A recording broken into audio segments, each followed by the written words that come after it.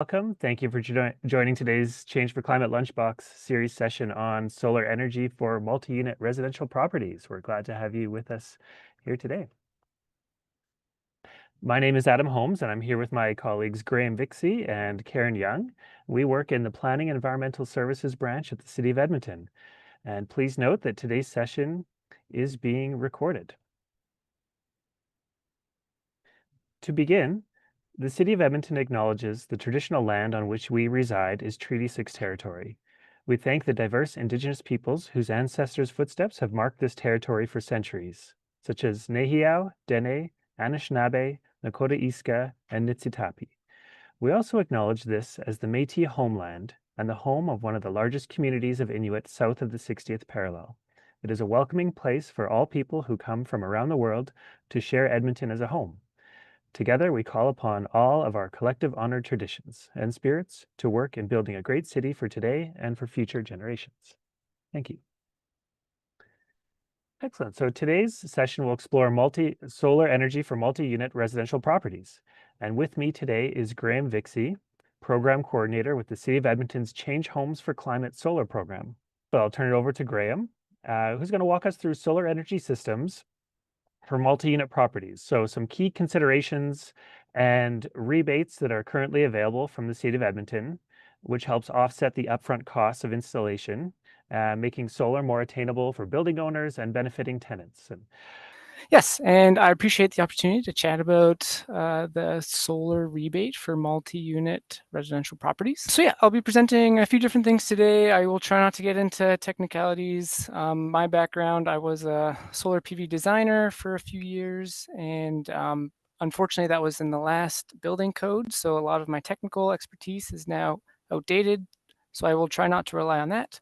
Instead, I will talk about why the city is doing this, give a context for Edmonton, what solar is at a high level, how it connects to a single family building and how that differs for multi-unit residential properties, some additional complexities and considerations.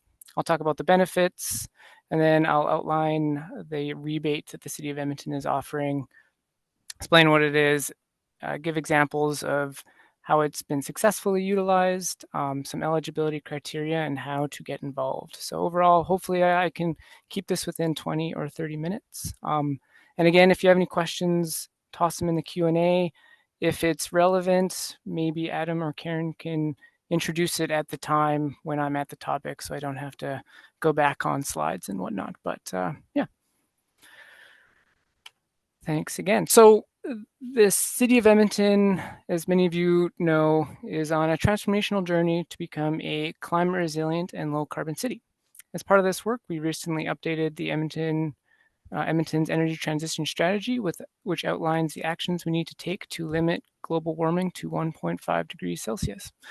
We've set some ambitious targets seen on the slide. By 2025, we want to reduce the GHG emissions of our community by 35%. By 2030, we want to further reduce GHG emissions by 250% while generating 10% of our electricity locally. And then the end goal is by 2050, we want to be net zero GHGs per person in Edmonton, which is quite ambitious. On top of this, an additional goal, we strive to support opportunities for all Edmontonians to participate in Edmonton's and multi-unit building tenants have been identified as a missing segment of the population that have not really been prioritized in other rebate programs. So very briefly, I want to talk about why solar and Alberta's solar potential. These two diagrams or maps show the potential for Canada and in comparison for Alberta. So largely, and we've said this many times, Edmonton has a lot, and Alberta largely has a very good solar resource. And Edmonton falls within kind of a unique range that is seen as orange in both diagrams for a fairly high solar potential, and it even gets better as you go south. So to utilize that resource and the newer technology, there has been some rebates in place. And next I'll talk about what rooftop solar is before I get into that. So it has a few components. Generally, it starts with solar collectors or modules or panels on the roof, in this case on a single family roof, typically oriented to face the sun as best as possible. That direct current is then inverted into alternating current through an inverter, sometimes a string, essentially located inverter, or microinverters, which are located on the roof. That alternating current is used by homes and passes through a disconnect for safety purposes, and then up through your electrical panel, which offsets the loads. If you have more solar generated than you do have loads being internally used at the home, it then passes through a bidirectional meter, which records the amount of energy that flows both directions at that point, and then back into the larger electrical grid in Alberta, or in Edmonton, the local grid. That bidirectional meter, as it records surplus energy provided back to the grid, will that energy will be accredited to you on your electricity bill.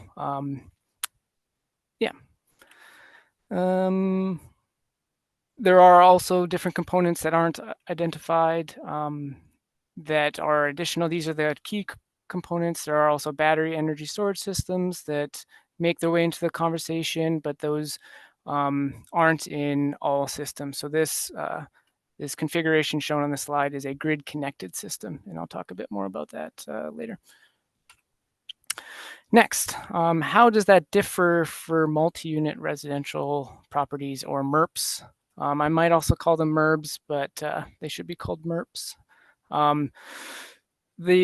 Typically the same systems are involved for multi-unit residential properties as for single family, just on a larger scale. So they still contain modules on the roof, inverters, either on the roof or in a mechanical room somewhere, and electrical meters to record the amount of energy that flows to and from the building. But they just happen at a different scale. So typically MERBs or MERPs are much larger, so the components have to be sized differently. Also, multi-unit residential properties have different roofing types, so they're not always flush mounted to a sloped roof. Sometimes there are flat roof systems that require ballasting or other unique mounting technologies that add some complexity. Also, the inverter location means that, and the size of the system means that sometimes string inverters and power optimizers are used on these larger systems where microinverters may not be as optimal.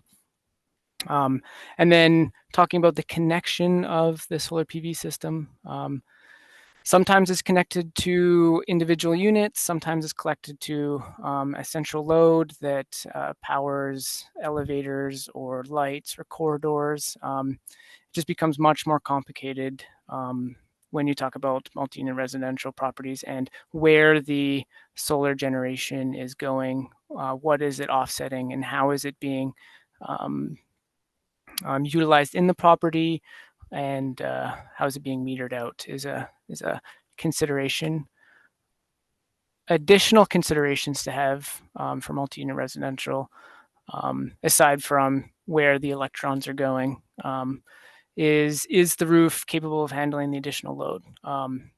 Not really that much of a problem when I was in the industry, but I think code has changed so that is a larger conversation. So structural engineers are required to get some of these larger buildings, especially ballasted mounted systems, approved. So that's a consideration you have to have if you're a property owner or part of the decision-making process for a multi-unit residential building or property and solar. Additionally, when selecting a contractor, is that contractor specialized in these larger buildings? So this added complexity means that certain contractors who specialize in single family solar PV installations may not have the expertise or experience needed to kind of overcome some of the additional hurdles needed for multi-unit residential properties. So conversations, I recommend having conversations with the contractor and getting them to showcase their experience in these larger buildings. And then to hone this point down even further, the property ownership model of the building can mean that decisions aren't made unilaterally. So groups may need to come together. Condo boards might need to come to consensus on these. So if you're a solar PV installer trying to utilize this rebate, make sure you identify the ownership model quickly or upfront, so you know what to expect when getting in through your sales process and who to talk to. I've also linked a neat guide from Massachusetts. That's a difficult word to say. That kind of outlines these steps in a nice chronological order. Next, the benefits for multi-unit properties. They're the same as for single family, just maybe packaged differently. So right at the bottom, typically the solar rebate provides 20 to 30% of reduction of upfront cost. That's still the main selling point, which means you're going to get a faster payback of the system. I guess I'm not super certain of what the payback periods are now, but that should make your payback, well, that will make your payback faster. Additionally, you could make the sales pitch of reducing emissions, which this will very much reduce the emissions of the electricity consumed at the property. It will potentially also increase the property value of the building while attracting environmentally motivated tenants. And it will lower the operational costs over the long term of operating the building while hedging against ever increasing electricity prices in Alberta. Additionally, once the system pays back, you now have a roof asset that typically sits there and degradates. Now it is earning you revenue, which is no longer that stranded asset if you want to go that route as well. So some excellent benefits provided through solar PV on multi-unit residential properties. Our rebate is hopefully making it more attractive for installation on these larger buildings. And I'll talk about the rebate now. Again, the purpose of the rebate is to address the GHG emissions, 19% of which across the community are associated with residential buildings, including multi-unit residential or these larger MERPs. So that's the point from the city's perspective, as well as increasing local generation of clean energy, clean electricity.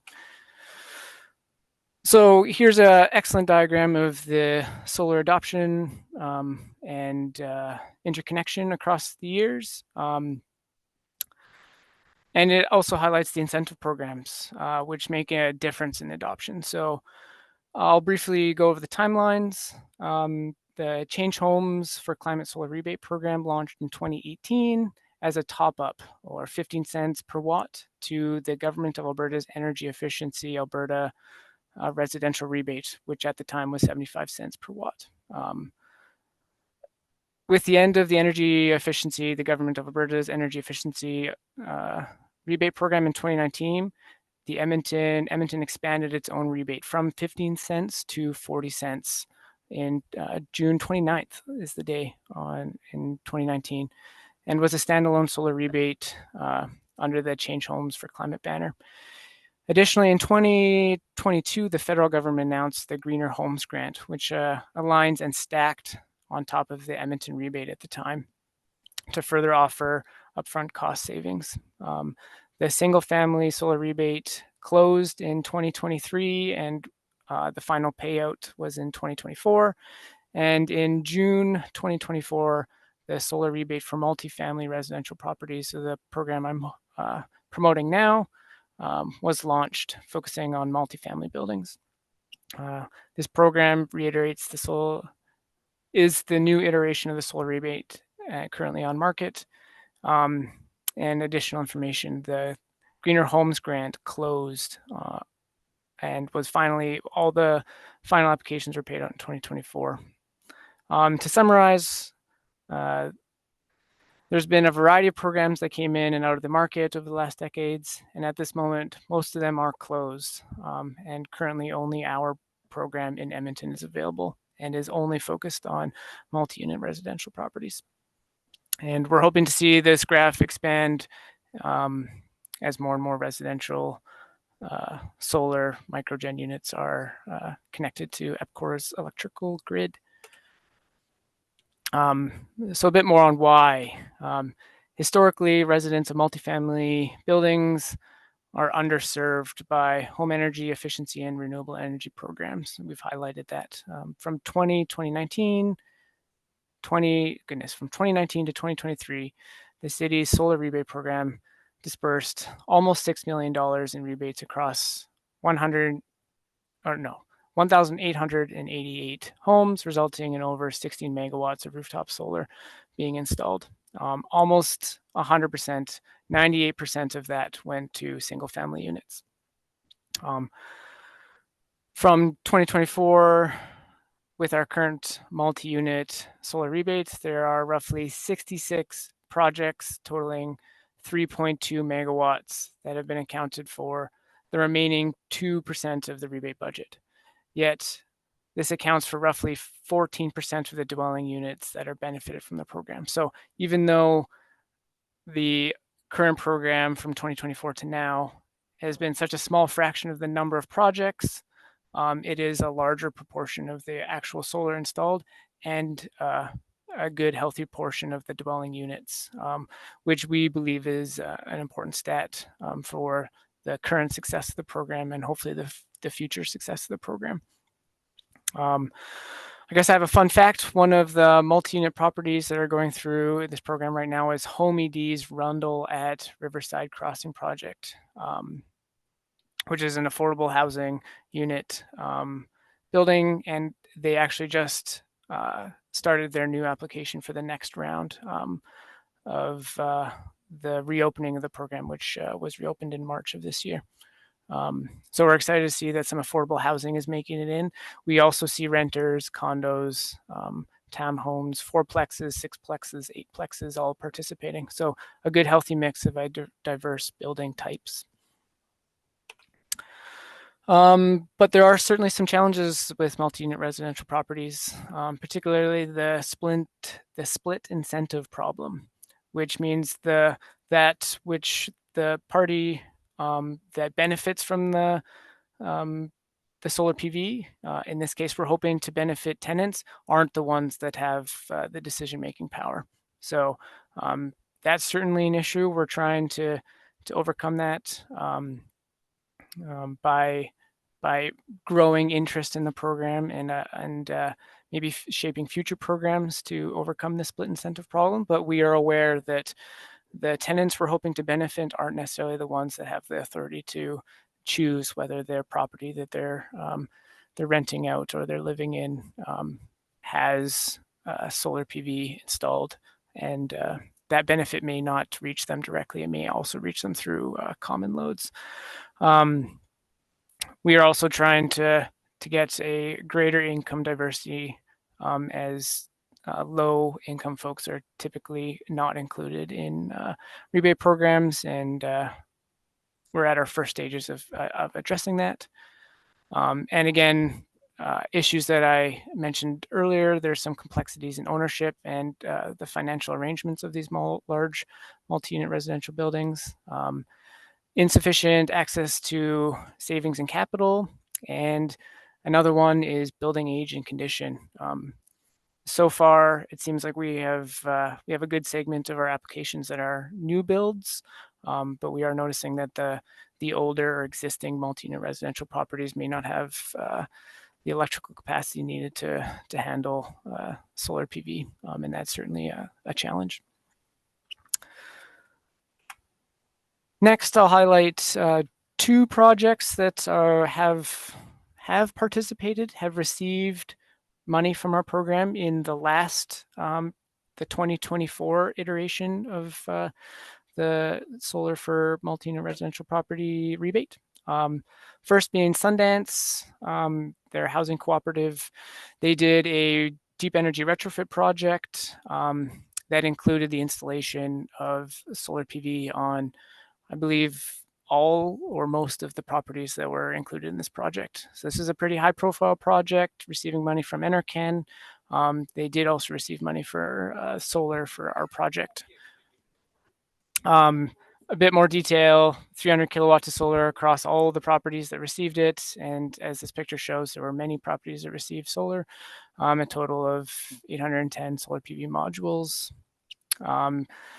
It says 59 dwelling units across all of the properties. I assume the vast majority of them did receive solar, as this solar is directly tied to each of the units. And like I said, this was part of a larger project, a deep energy retrofit, where I believe Larson Truss exterior insulation was installed on these guys. So not only are they generating clean electricity through their solar PV, they're also reducing the heating load required through added insulation and other deep energy retrofit upgrades.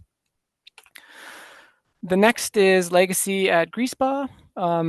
This is a relatively new apartment style building. Actually, two buildings, Building A and Building B, both receive solar PV.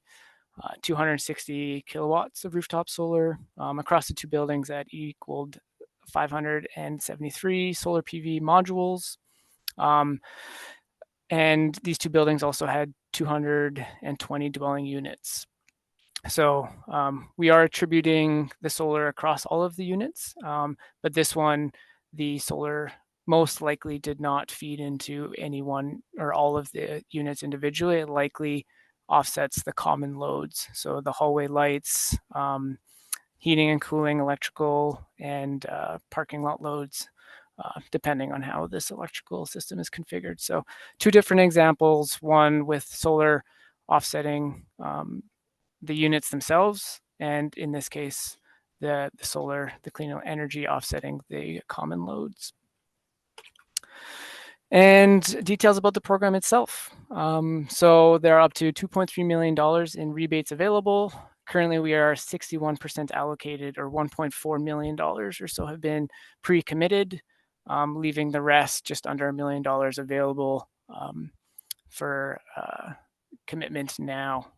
The rebate itself is 50 cents per watt, which equals roughly 20 or 30% off the upfront installation costs. Some eligibility, the rebate is capped at $4,000 per dwelling unit for a minimum of 4 dwelling units per lot, and I'll talk about that soon. And each property owner is eligible for a maximum of $100,000 in rebates per calendar year. And we've had a few property owners that have applied for the second time because they received the full amount in the first year in 2024. And the deadlines are shown on the slide. Part 1 application, which requires system design, and the system design plus some other details, which I may not go over, but are a part of that are clearly shown on the application portal, which I'll talk about. That deadline is August 15th, 2025. So it's coming up pretty quick. To be clear, the deadline is for submission. So you just have to have a submission completed by August 15th, 2025. And the result of that would be once it's verified, you get pre-committed rebate dollars. So if we run out of committed dollars, we go in order by application. So we are hoping people submit as soon as they can. The next deadline on the screen, November 3rd, that's for project completion. For the rebate, it's called Part 2 verification, which means rebate dollars have left our account and the project has been installed, and an electrical permit has been issued, or whatever permitting is needed has been issued, and the project has been commissioned and is functioning, is what's required there. Some more eligibility criteria. These are some, I'll go over the highlighted ones, but I'll talk about them all right now. Must be located in Edmonton. We're not taking St. Albert, Spruce Grove, Sherwood Park. Must be within Edmonton's boundaries. Must have a minimum of 4 dwelling units on a single lot. The next slide will talk about that in more detail. must be grid connected, so it can have a battery energy storage system, but it must be grid tied to be eligible. And you must contract a Solar Alberta or Canadian Renewable Energy Association. It's a qualified installer. They both have good directories. And the reason we do that is for customer protection, because there's some escalation procedures for both of these associations and groups that provide an ability for customers um, uh, to flag concerns with installers. It must contain all new solar PV components, so no reuse. Once you've received a rebate to a certain component, that component cannot receive a second rebate from the City of Edmonton. But we are allowed to stack with other non-City of Edmonton rebate programs for a total of up to 100% installation costs. Currently, there are no other stackable incentives, but if they do become available, there is an opportunity. The components used must meet minimum manufacturer warranty levels. Those are fairly typical for the industry and are found on the website on the terms and conditions. And kind of a sneaky one, which hasn't been much of an issue, but the design, the system must be designed to produce at least 70% of optimal yield based off of the azimuth and the tilt angles. Hasn't been much of an issue, but just something to be aware of. I just wanted to highlight an excellent resource that the City of Edmonton and the Government of Alberta collaborate on. I call it the Slim Maps. There's a link to it there, but it just shows property lines, or at least I use it to show property lines and the number of dwelling units on a particular lot. So Slim Maps is great, and it allows us to assess whether an application's address is within the Edmonton boundaries, as well as if the lot itself has the minimum number of dwelling units. So the image is kind of small, but I've tried to showcase the legend box that I select when reviewing some of these to determine if the legal lot there has a number of dwelling units. So this is somewhere in Blatchford. This one unit highlighted in red has 27, or one lot has 27 units associated to it. So well within the minimum requirements of 4 dwelling units per single lot or per legal lot. And then the eligibility criteria of being a Solar Alberta or Canadian Renewable Energy Association's qualified installers. Here are 2 images showcasing their directories. I believe Solar Alberta has 100 and something different contractors that are part of their directory, and is a very useful resource for learning more about solar if this webinar isn't enough and you need more information. Additionally, CanRIA also has a directory that's maybe slightly less specific to Edmonton, but there's some Edmonton installers on there as well. And we are taking, the requirement is you have to have be at least on one of these 2, so not both of them. And lastly, how to participate. So first you need to hire or at least talk to a qualified installer, a solar PV provider. Using one of those 2 resources is our recommendation. They will give you a design for a solar PV system to maximize the solar potential on your roof. There's likely some negotiation on what the priorities are of the building owner or tenants on how to get the most out of the solar, or based off of limitations on the roof or existing electrical system limitations. So good discussion to be had there with the solar PV installer or provider. Once that's been hashed out, you would submit a Part 1 rebate application. That includes a AUC, or in our case, an EPCOR microgen Form A. So you have to go through that step. And then Next, step 4, once you've been pre-approved, you would install the solar PV system on your property. That would be negotiated with the contractor on timelines. But we do have rebate timelines for completion being November 3rd. So if you haven't already chatted with your installer, I would get that process rolling soon, because they're likely booked for portions of the summer already. And then the last step is to submit part 2 after the solar PV system has been installed on the roof. And then we go through the verification process. But to be clear, again, on the second deadline of November 3rd, you only have to submit the application, which does require the system to be installed. You don't have to have a system verified, which is the next step in our internal process. So just submission. Here's the application portal. It typically showcases the same information found on our Change Homes for Climate Solar Rebate page. There's a link on the right there, and an email address to the administrators of the program. Excellent. Thank you very much, Graham. That was excellent. I really appreciate the walking through the rationale of why we're doing this and how to apply. And now what if for projects, maybe if they've already started, if you've already hired your installer, you're partway through, are you still able to apply and submit a part 1 and get in on the rebate program? If you're halfway through and you think you're a multi-unit residential property, feel free to apply. Even if you're uncertain, we can go through the process of verifying if you do meet our criteria.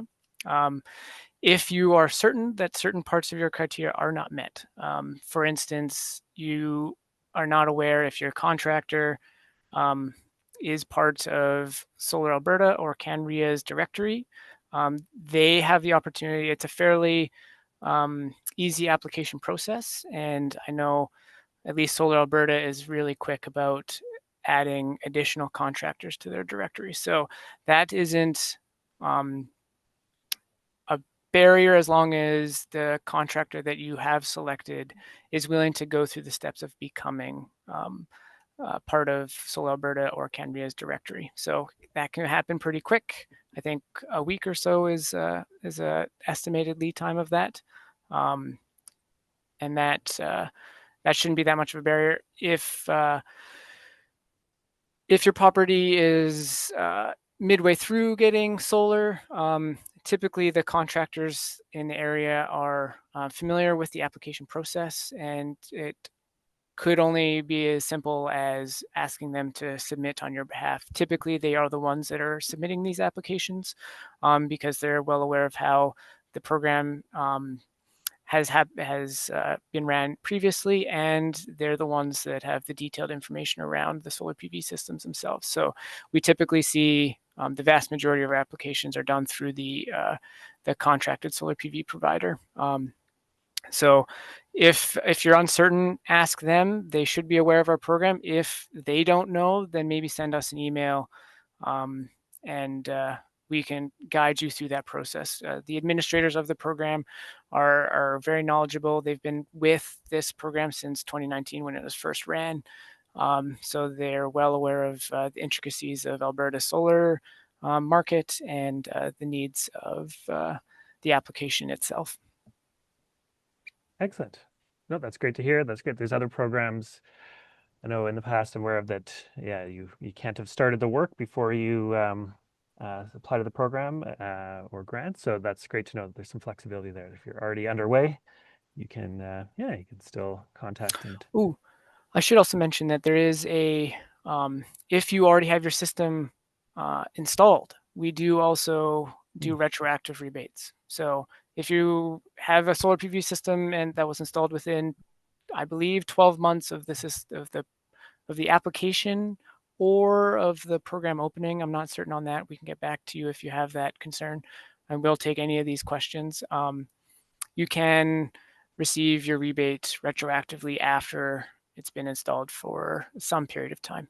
And if that's something that falls within you, or you are aware of that, or you are that is your scenario, contact us. or contact me and I can get you the correct answer there. And we can guide you through the process as well. Okay, terrific. I'll throw one other question at you, Graham.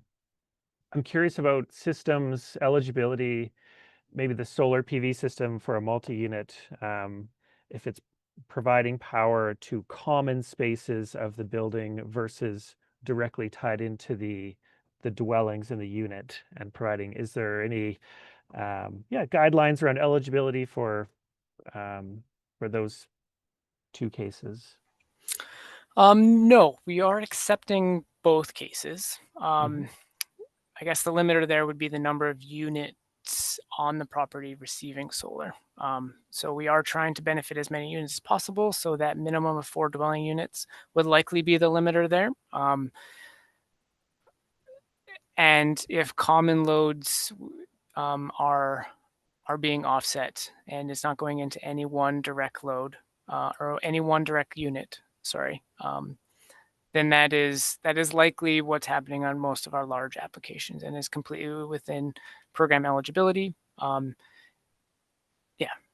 We are assessing these case by case.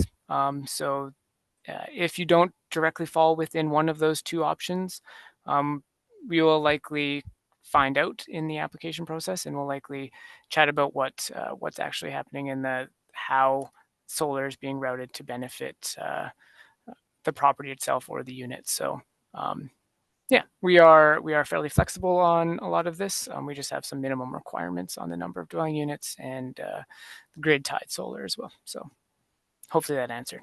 Perfect. Yeah, appreciate it. No, thank you. Excellent. Well, we'll move on and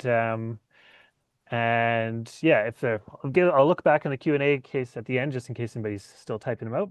But just want to say thanks everybody for joining us today. We hope you're leaving with a better understanding of how solar energy can benefit multi-unit properties and how the City of Edmonton's Change Homes for Climate solar program can help with the upfront installation costs. So if you are ready to take the next step, definitely encourage you to visit the program website.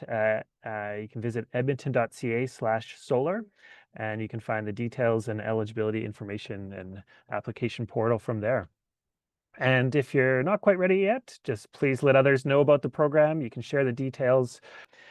And you can always explore a range of other resources and programs through Change for Climate at edmonton.ca/change4climate. And I just, speaking of those other programs, just want to let you know about some other upcoming things and other programs.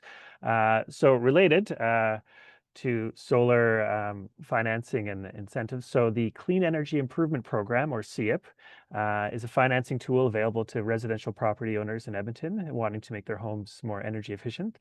So it is open to commercial. It's also open beyond residential to commercial and multi-unit residential building property owners as well. So through the program, the City of Edmonton finances up to 100% of the upgrades cost at a competitive interest rate, which is then repaid through the property taxes bill at terms of up to 20 years. So Clean Energy Improvement Program, or CIP, will finance for residential up to $50,000, which is then repaid through that property tax bill. So it's offered, the Edmonton CIP program is offered by the City of Edmonton, and it's administered by Alberta municipalities. So for those program details, you can visit mycip.ca/Edmonton. And you can also visit our previous Lunchbox series session. You can visit the website and view the session on home energy use and retrofit financing. And there you'll find more information about CIP and how to get started and a walkthrough of how to apply. So there's many ways to stay informed about the city's climate change work. So be sure to follow us on our socials. And you can see the links there. Look for Change for Climate. And yeah, a big thank you to Graham. Graham, thank you for sharing your expertise with us today and letting us know about the program.